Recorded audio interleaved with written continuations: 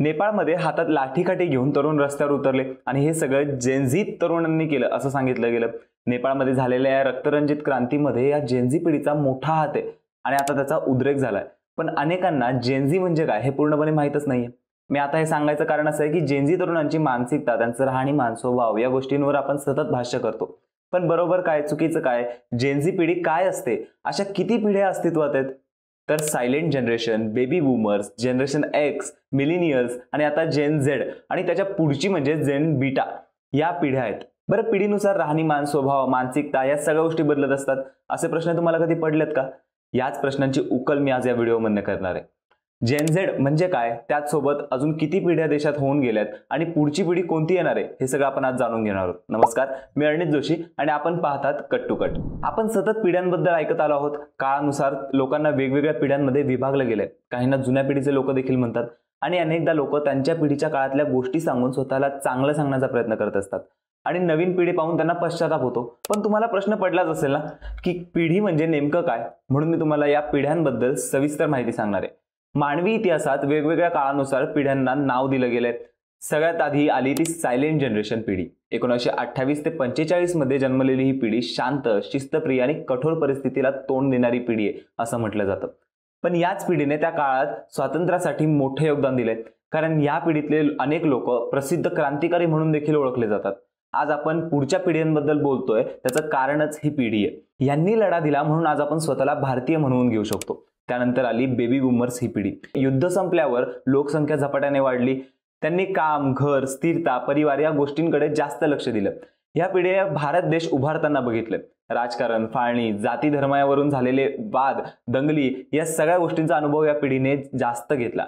या पिढीला स्वातंत्र्यानंतरची पहिली पिढी आपण म्हणू शकतो। 1965 ते 80 ची ही पिढी जरा प्रॅक्टिकल, इंडिपेंडंट आणि काम, जीवन समतोलावर भर देणारी पिढी होती, मात्र तेवढ्याच चुकीच्या विचारांची। आता कदाचित त्यांचे विचार बदलले असावेत, पण तरी कुठे ना कुठे त्यांचे विचार समाजाशी निगडीत असतात।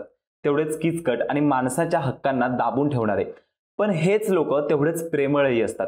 आपले आजोबा आजी कदाचित ह्याच काळातले असावेत, त्यांना माणसं जपता येतात, मात्र समाजाशीही तेवढीच भीती असते। त्यानंतर आली मिलेनियल्स म्हणजेच जेन वाय। 1981 ते 96 या काळात जन्माला आलेली हे लोक, ज्यांनी इंटरनेट, मोबाईल, सोशल मीडिया याचा पहिल्यांदा अनुभव घेतला। ही पिढी करिअर माइंडेड आणि लाईफस्टाईल ओरिएंटेड मानली जाते। या पिढीतले लोक सगळेच समाजात स्वतःला प्रूव्ह करण्याचा प्रयत्न करतात। आई वडील दोघंही काम करू लागलेत, ज्यामुळे प्रत्येक कार्यात स्त्री पुरुष समानतेचा भार लागलाय। तसंच मानसिक रोगाचा म्हणजे डिप्रेशन, पॅनिक अटॅक, एन्झायटी या सगळ्या समस्यांचा अनुभव देखील या पिढीने सगळ्यात पहिल्यांदा घेतलाय असं म्हणायला हरकत नाही। त्यानंतर आली ज्याच्यावरून आपण चर्चा करतोय ती जनरेशन झेड म्हणजेच जेन झी। ही 1997 ते 2012 पर्यंतची पिढी। ही पिढी म्हणजे अगदी डिजिटल नेटिव्ह आहे, कारण mobile, internet, social media, gaming हे सगळं लहानपणापासून यांच्या हातात आहे। त्यामुळे यांची विचारसरणी पण झपाट्याने बदललेली आहे। जेनझीला फास्ट गोष्टी आवडतात, त्यामुळे पेशन्स कमी पण मल्टीटास्किंग ते जास्त असतात।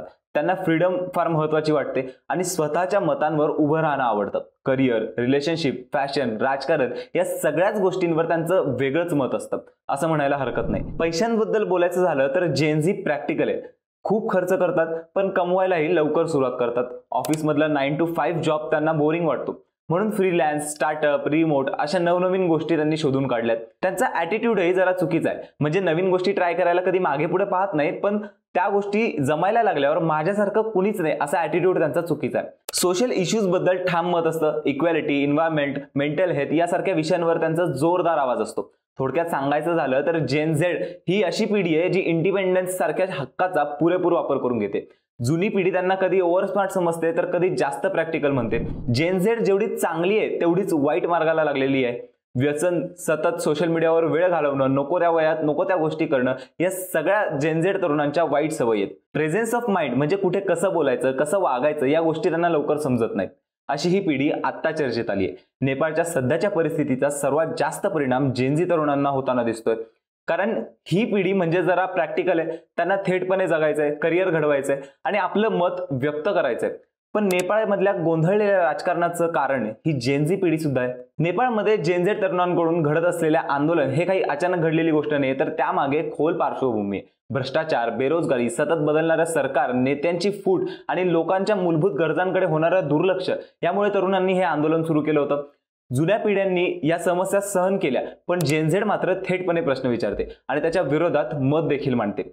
सोशल मीडिया बॅन हा मुद्दा फक्त आंदोलनाला चालना देणारा मुद्दा ठरला. परिणाम असा झाला की नेपाळच्या उद्याचा विकास हीच पिढी करणार आहे. ते जॉबसाठी परदेशात जरी गेले तरी मनाने देशाशी जोडलेले असणार आहे. थोडक्यात सांगायचं झालं तर प्रत्येक पिढीचं नाव आणि ओळख त्याच्या काळानुसार परिस्थितीवर ठरवलेली असते. ज्या काळात त्यांचा जन्म झाला त्याचं प्रतिबिंब त्यांच्या स्वभावात, सवयींमध्ये आणि विचारसरणीत दिसून येतं.